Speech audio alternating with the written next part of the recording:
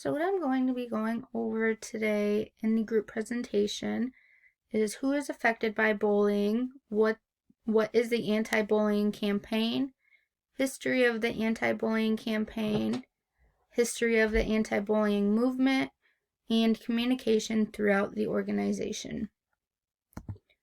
So who is affected from bullying? Literally almost anybody can be affected by bullying, whether it's students, teachers, parents, grandparents, cousins, literally anybody can be a victim of bullying. So I added some facts on here to the slideshow, giving a little facts about bullying. So for the first one, I like to point out that 8 out of 10 times a student gets bullied, no adults intervene. And that is the sad part about the bullying, is that sometimes parents or teachers aren't always there to intervene, but it's not like they don't want to intervene. The next one, more than 1 out of 5 students in middle and high school experience traditional bullying at school.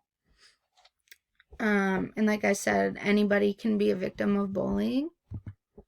So the anti-bullying campaign is designed to hold schools accountable when they fail to protect our children and to force them to take appropriate steps to respond to bullying.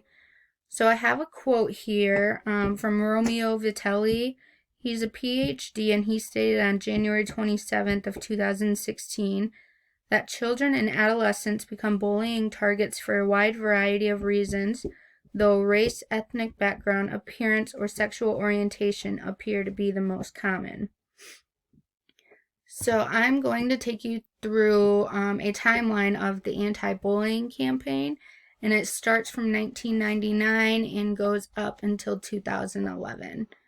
And so what really first started the history or the anti-bullying campaign is the Columbine Massacre, where it was 2 boys, and they were bullied to the point where they actually opened fire in their school and took the lives of 12 students and 1 teacher, and then unfortunately killed themselves after. But this was all led up by bullying in school, and how it just doesn't stop for some students to where the point it gets this bad, they go and create a criminal act.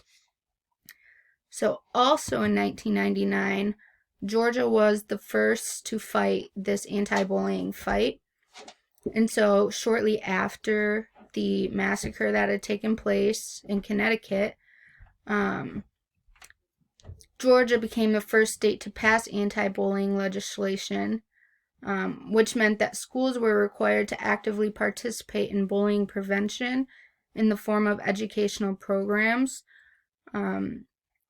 While bullying has always been around, this was a huge step forward for the anti-bullying movement, since it was the first event that involved associated bullying with criminality.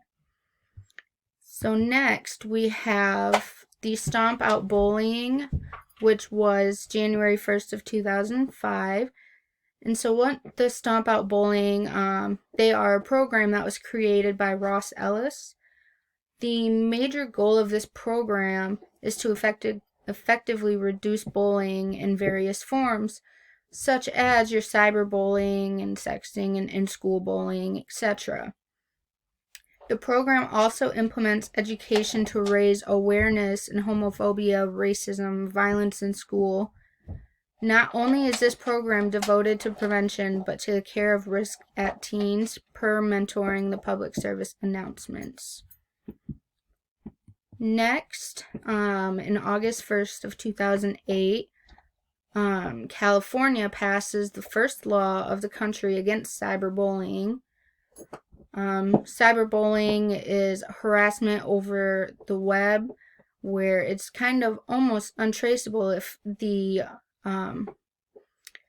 perpetrator, we should call him, is doing it anonymously, whereas the victim can't know who it is that is bullying them over line. So because technology has grown so fast up until this point, communication was made effortlessly. Consequently, bullying became effortless as well, and technology took off and took cyberbullying along with it. So we had 2 events in 2010 that also made a movement for the anti-bullying campaign. So the first one was September 1st of 2010, which was the LGBT movement, which stands for lesbian, gay, bisexual, and transgender. And next was the legislation grows, which 120 bills were effectively enacted by state legislation. These include consequences as low as education to as high as criminal justice with regards to bullying in school. So this takes us up to 2011 now, to the entire country almost aboard. So through April of 2011, 46 states have passed legislations involving anti-bullying. There are certain states that don't have legislation against bullying, and that is Hawaii, Michigan, Montana, and South Dakota.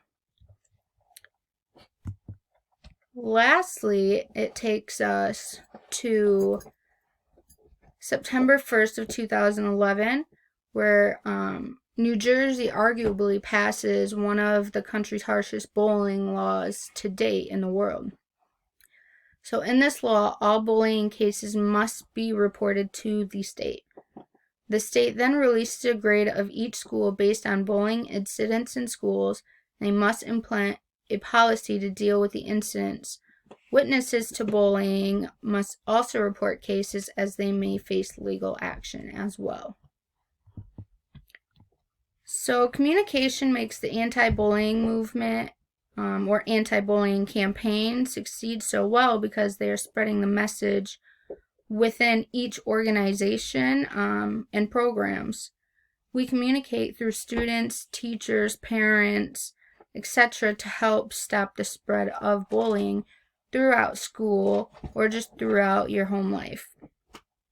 The types of communication used for this organization is mainly social media and different programs throughout the United States, which gets the message out to the public because there are so many social media outlets or so many different programs pushing these messages on the public.